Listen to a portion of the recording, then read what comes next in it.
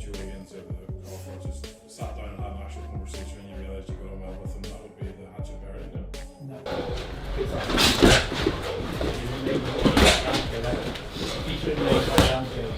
This is awful. I mean, there's just no way to spin it. Eddie Hall is in deep, deep trouble unless he can land a miracle punch. I've been saying it now for months, but I'm starting to see more and more that it is far more unlikely that he lands said punch than does, and we need to say, I'll give you all the shit. You don't wake up for fun. When he boxes Tommy, Eddie Hall won't want to fight. John Fury mocks Eddie Hall after sparring knockout and warns him ahead of fight.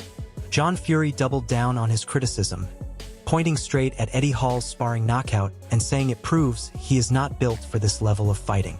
He warned that if Eddie can't even handle sparring pressure, then stepping in with Tommy Fury will be a completely different level of exposure. Right to the end. Come on, man. 1 minute. There you go. Stick to lifting weights. But I tell you what he did do. The half-a-ton deadlift was a sensational job. I'll give him that. That's what he's good at, leg stick. John Fury warns that Eddie Hall has no idea what he's stepping into against Tommy Fury, saying the size difference means nothing in real boxing. He claims Eddie is already struggling with the idea of longer rounds and will rely on wild swings. But according to John, even those desperate shots won't be enough to trouble Tommy. You don't know what he's in for. He thinks because Tommy's small. Tommy's like a pocket rocket, isn't he, compared to him? And I got that body belt and I'm feeling the power. He can't take that. That's why he wants to do 2-minute rounds, isn't it? He can't do the 3. I can't blame him. You've got to give Eddie all props because he's not a fighter. He's going to get in with Tommy knowing full well what can happen to him. And the only thing he's going to try and do is swing, but he won't even be able to hit him. The Wade Plemon calls Eddie Hall's sparring footage abysmal, questioning what he's actually been training and who is guiding him. He says the fundamentals look completely off with no clear structure or improvement in his boxing. According to him, the footage shows serious flaws in timing, defense, and awareness, raising big doubts about Eddie's readiness for a real fight with Tommy Fury. The new sparring footage that I just saw is abysmal. I don't know what Eddie's been training. I don't know who has been training him. I know that he has been training, but my goodness, I don't know who with, what they're supposed to be working on or why. But let me just show you what I mean. Eddie Hall, training footage and sparring footage just dropped. Tommy Fury shuts down the idea that strength equals boxing ability, saying if lifting power made you a fighter, then everyone would be a world champion. He explains that boxing is about timing, skill, IQ, and experience, not raw power. Tommy makes it clear he plans to expose those gaps in Eddie Hall's game on fight night, showing that there's levels to this sport beyond just size and strength. You know, if strong men, being the strongest man in the world and picking up half a ton meant you was the best fighter of all, everyone would be a world champion, wouldn't they? If being big and strong meant you could fight, everyone would be a world champion. But in this game, it's not about how much weight you can lift. It's not about how strong you are. There's a ton more things to the fight game. And that's what I'm looking to show Eddie on the night of. The Wade Plemons breaks down Eddie Hall's biggest problem, saying he doesn't understand distance, timing, or rhythm, which makes his right hand far less dangerous than it should be. He explains that Eddie is throwing it too often without value, instead of using it like a true weapon. According to him, if Eddie doesn't fix this, Tommy Fury will easily read him, make him gas out, and completely control the fight from range. Pull off a miracle right hand. What I'm seeing makes me even more skeptical that that's possible because he doesn't understand space and distance. He doesn't understand timing and rhythm. He doesn't understand how valuable his right hand is. And it seems like I'm being counterintuitive because all he's throwing is right hands, but he needs to value that thing. It needs to be, like I said, a weapon of mass destruction. You only bring it out at certain points so Tommy doesn't get a read on it, and also so you don't gas yourself. Frank Warren says Eddie Hall looked like an absolute animal in sparring and was fully willing to mix it with tough opponents, showing real commitment and bravery. He highlights that both fighters were going at it properly, not holding back, which proves Eddie is taking this challenge seriously. Warren believes that kind of mentality matters, as sparring intensity often builds the confidence needed for fight night, especially in such a high-pressure crossover matchup. You know, his ability to go in there and believe that he can go and mix it with these guys. This is sparring at the end of the day, and I'm, you know, But I know for a fact that both guys appreciated each other's work during. Eddie Hall opens up about the awkward personal emotions behind the fight, explaining how deeply he takes loyalty and conflict, especially when family is involved. He admits that if someone disrespected his father, it would trigger a strong emotional reaction, showing how much mindset and emotion play into his character outside the ring. It highlights that for Eddie, this fight isn't just sport, but also personal pride and mentality going into a high-pressure boxing moment. On Moses, not that you're paying attention to what I'm saying, but at this stage, the only two people he's got to listen to are Ben and Lee. So, Frank Warren says the fight has grabbed massive attention because of the money, danger, and entertainment value it brings. He explains that someone is getting life-changing paydays, and as a promoter, if he believes a fight is winnable and marketable, he will make it happen. Warren admits it ticks all the boxes: hype, financial reward, and career progression, even if it's a risky and unconventional matchup that divides boxing fans. It's grabbed everybody's attention for various reasons, and they're getting, Tommy's getting life-changing money, and how can you, I can't knock that. You're in the ring, it's a dangerous place to be, and my job is, if I see a fight that I feel we can win and I'll put him into it, then I'll do that, and it gets him further up the ladder. Not only do I think he can win it, I think obviously this is a high-profile fight, but he's getting a truckload of money for it, so it ticks all the boxes. Dave Allen reacts with disbelief and humor, pointing out how unusual it is to see a world's strongest man like Eddie Hall stepping into a boxing ring with Tommy Fury. He jokes that both men might even be friends behind the scenes while making huge money from the event. Allen highlights the crossover spectacle side of boxing, suggesting that while it may not be traditional sport, it still draws attention and curiosity from fans. World's strongest man, amazing. Do you know what I mean? Brilliant. He's fighting Tommy Fury. I thought they were mates. They probably are mates. They're probably making a fucking fortune as well. Dave Allen says he will definitely watch the fight, praising both Tommy Fury and Eddie Hall while acknowledging the massive attention it's getting. He describes it as a modern boxing spectacle driven by crossover entertainment rather than pure sport. While he respects the concept and understands why fans are interested, he also criticizes it as a mismatch in traditional boxing terms, calling it a load of bollocks competitively, but still admitting the curiosity and hype make it impossible to ignore. Of course I'll watch it. I like Tommy Fury a lot. I'm a Tommy Fury fan. Eddie Hall, I was an Eddie Hall fan. I like the world's strongest man. A lot of respect for him. So of course I'll watch it. I'll watch it as it's a spectacle in it. It's part of the new bit of circusry that's come into boxing. All these exhibitions, different people from different sports coming in. But for all intents and purposes, as a boxing match, what a load of bollocks. Yeah, I don't think I don't like it too much. But I'll watch it because it's interesting in lots of ways. And I think people find it interesting.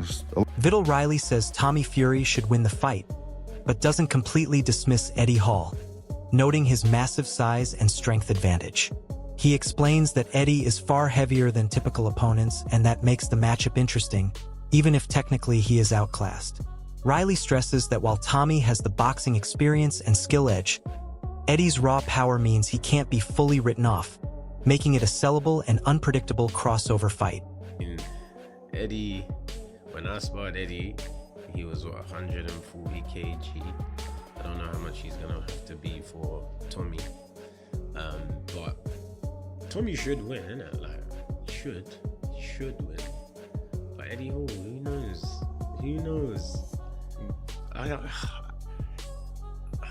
It makes sense for Tommy, innit?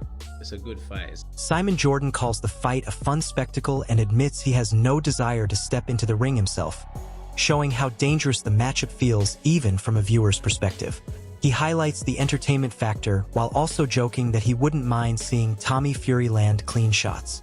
His comments reflect the casual, entertainment-driven nature of the event, where curiosity and spectacle matter as much as competitive boxing quality. Won't it? If it's a good, fun event and you take it for what it is, I mean, I wouldn't want to be in it, You know, I wouldn't be across the ring from this fella. But notwithstanding, I'm quite happy for Tommy Fury to get a punch in the face.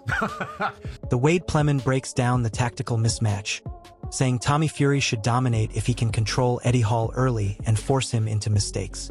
He explains that Eddie is powerful but technically limited, relying on wild swings rather than structured boxing. While acknowledging Eddie's athletic background, he stresses that boxing fundamentals, timing, and composure heavily favor Tommy, especially if he keeps distance and avoids getting caught early.